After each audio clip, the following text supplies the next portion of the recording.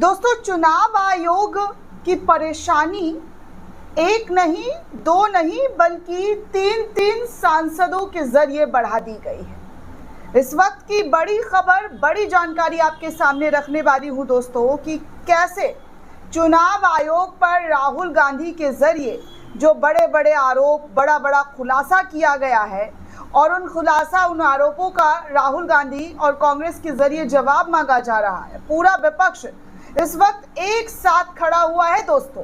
लेकिन आज सुबह सुबह जो तस्वीर, जो खबर निकल कर सामने आ रही है वो मोदी की भी टेंशन बढ़ा देने वाली खबर है दोस्तों, क्योंकि अब 300 सांसदों ने राहुल गांधी का साथ दे दिया है। 300 सांसद राहुल गांधी के साथ चुनाव आयोग का दफ्तर घेरने की तैयारी कर रहे हैं। आज सुबह ये रिपोर्ट निकलकर सामने आई है। कहा जा रहा है कि 300 से ज्यादा सांसद आज चुनाव आयोग का चढ़ाई करेंगे, चुनाव आयोग के दफ्तर पर पहुंचेंगे। जिन सवालों का जवाब चुनाव आयोग से मांगा जा रहा है दोस्तों, उन सवालों का जवाब चुनाव आयोग दे ही नहीं रहा है। यहां तक कि सुप्रीम कोर्ट ने शनिवार तक का वक्त दिया था 65 लाख मतदाताओं का जो लिस्ट में नाम हटाया गया है उसके बारे में पूरी जानकारी देने के लिए। वो तक चुनाव आयोग से नहीं हुआ दोस्तों, वो तक चुनाव आयोग ने मना कर दिया। एक के बाद एक करके जिस तरीके से चुनाव आयोग की प्रक्रिया रही है उस पर और ज़्यादा गंभीर सवाल खड़े होने लगे हैं।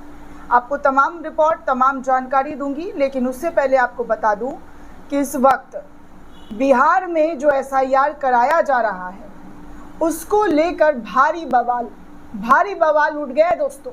क्योंकि राहुल गांधी ने तो क्या और कब कहां वोट में धांधली हुआ है वो सब कुछ दुनिया के सामने दिखा दिया है, दुनिया के सामने रख दिया है। लेकिन इसके बावजूद भी कैसे इन तमाम चीज़ों को इग्नोर किया जा रहा है, इन तमाम मुद्दों पर बात करने से बचा जा रहा है।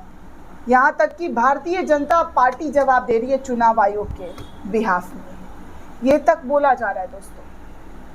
इंडिया टुडे के जो पत्रकार है राजदीप सरदेसाई, उन्होंने ऐसा सवाल खड़ा कर दिया है।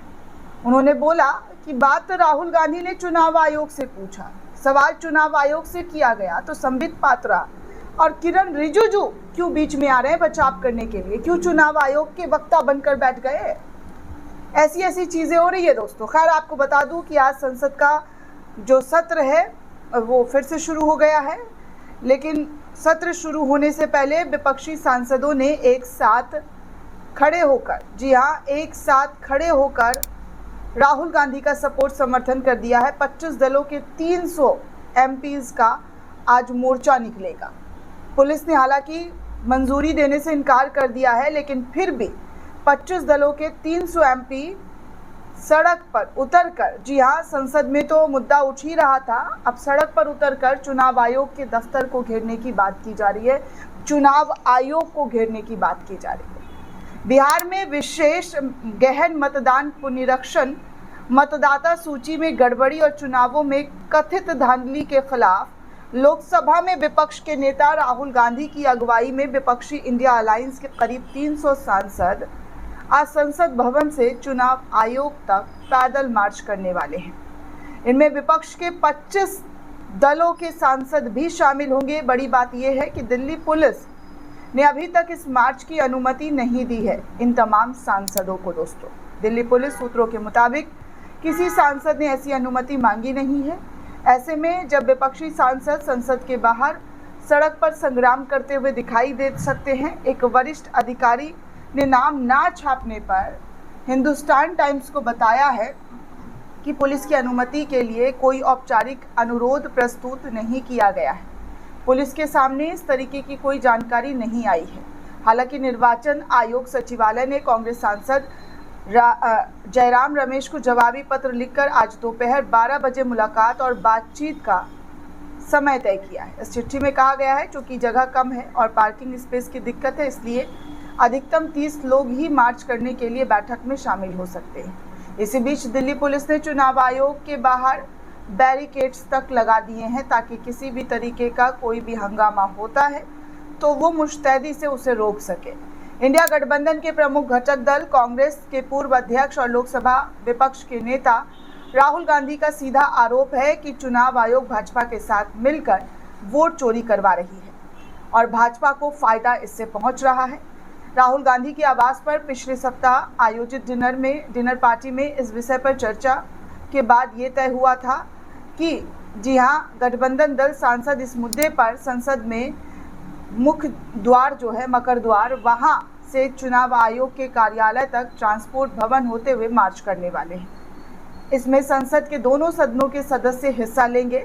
मार्च का आयोजन दोस्तों आज यानी कि 11 अगस्त को हो रहा है। इससे पहले संसद की कार्रवाई शुरू से पूर्व सुबह संसद भवन परिसर में विपक्ष नेता के कक्ष में गठबंधन के नेताओं की बैठक होगी, जिसमें संसद से चुनाव आयोग तक मार्च करने को लेकर चर्चा होगी। बताया जा रहा है कि इंडिया गठबंधन के नेता संसद भवन परिसर में पिछले सप्ताह की तरह प्रदर्शन करने वाले हैं। इस मार्च में कांग्रेस के अध्यक्ष मल्लिकार्जुन खड़गे, पार्टी अध्यक्ष अखिलेश यादव, तृणमूल कांग्रेस के सांसद अभिषेक मनु बनर्जी, कई बड़े सांसद शामिल होने वाले हैं और चुनाव आयोग के खिलाफ जमकर हल्ला बोलने की तैयारी जो है इन लोगों के जरिए की जा रही है। आगे मैं आपको कुछ और तस्वीरें, कुछ और जानकारी दिखाऊंगी जो इस वक्त काफ़ी तेज़ी से चुनाव आयोग को लेकर पूछा जा रहा है और बोला जा रहा है कि देखिए चुनाव आयोग क्या और किस तरीके की प्रक्रिया कर रहा है। सबसे पहले दोस्तों आपको दिखा दूं कि आदित्य ठाकरे जो है शिवसेना के नेता उद्धव ठाकरे के बेटे, उन्होंने कहा है कि पूरा विश्व देख रहा है कि कैसे चुनाव आयोग ने निष्पक्ष चुनाव व्यवस्था को खत्म कर दिया है। इस तरीके की बातें आदित्य ठाकरे के जरिए बयान देते हुए कहा गया है। आगे कुछ और तस्वीरें भी आपको दिखाऊंगी, कुछ और जानकारी नेताओं की बताऊंगी कि कैसे जो है इस वक्त चुनाव आयोग को लेकर सवाल खड़े किए जा रहे हैं।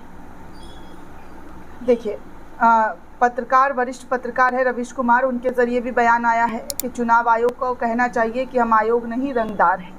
इस तरीके की बातें रवीश कुमार के ज़रिए उठाई गई है कि चुनाव आयोग को अब कह देना चाहिए कि वो आयोग नहीं बल्कि रंगदार है। कांग्रेस के नेता श्रीनिवास ने भी ट्वीट करते हुए लिखा कि चोरों के वेबसाइट से मतदाता सूची के ड्राफ्ट की PDF ही गायब कर दी गई है ताकि चोरी पकड़ी ना जा सके। इस तरीके का बयान जो है श्रीनिवास के ज़रिए दिया गया है। आगे और भी कुछ ट्वीट्स है दोस्तों जो मैं आपको दिखाऊंगी। देखिए बैंगलोर सेंट्रल में के मकान नंबर 791 में 43 फर्जी वोटर, मकान मालिक को जानकारी तक नहीं है। मकान मालिक बोले ये सब फ्रॉड है। जी हाँ, ये सब चीज़ें भी निकलकर सामने आ रहा है। वहीं ध्रुव राठी फेमस यूट्यूबर, उन्होंने कहा है कि इलेक्शन कमीशन की ओर से कितने सबूत चाहिए तब जाकर ये मानेंगे चोरी हुई है या नहीं। अभी तो इतने सारे सबूत राहुल गांधी के ज़रिए दिए गए हैं, और ज़्यादा, जी हाँ और ज़्यादा, और कितने सबूत दिए जाएं तब चुनाव आयोग मानेगा। अब देखिए दोस्तों 65 लाख वोटरों के नाम हटाए जाने को लेकर सुप्रीम कोर्ट ने चुनाव आयोग को सैटरडे का, मैंने वो रिपोर्ट भी आपको दिखाई है दोस्तों, आपको याद होगा तो, कि चुनाव आयोग के पास 2 दिन है बस। इसके बावजूद दोस्तों अब चुनाव आयोग ने सुप्रीम कोर्ट से कहा है कि जिन 65 लाख लोगों को मतदाता लिस्ट से नाम हटाए गए उनके नाम हम नहीं दे सकते। मतलब साफ तौर पर चुनाव आयोग ने सुप्रीम कोर्ट को मना कर दिया है कि हम डिजिटल ड्राफ्ट जो है वो नहीं दे सकते हैं। अब और क्या सबूत चाहिए और क्या बातें और बयान चाहिए चुनाव आयोग को? चुनाव आयोग को तो सामने से आकर कहना चाहिए था कि जो राहुल गांधी ने कहा है उन तमाम चीज़ों का मुंह तोड़ जवाब देना चाहिए था। लेकिन फिलहाल चुनाव आयोग ऐसा कुछ करता हुआ नज़र नहीं आ रहा है। चुनाव आयोग लगातार अपने ही सवालों में फंसता हुआ नज़र आ रहा है और अब देश की जनता लगातार जागरूक भी हो रही है। लोग चुनाव आयोग से राहुल गांधी के सवालों का जवाब मांग रहे हैं कि जवाब चुनाव आयोग दे। राहुल गांधी ने जो आरोप लगाया है उन आरोपों का जवाब चुनाव आयोग को हर हाल में देना चाहिए। दोस्तों आप इस पूरे रिपोर्ट को लेकर क्या सोचते हैं? आपकी क्या प्रतिक्रिया हमें कमेंट करके ज़रूर बताइएगा। साथ ही साथ चैनल को ज़्यादा से ज़्यादा लाइक, शेयर और सब्सक्राइब करना बिल्कुल भी ना भूलें। शुक्रिया दोस्तों।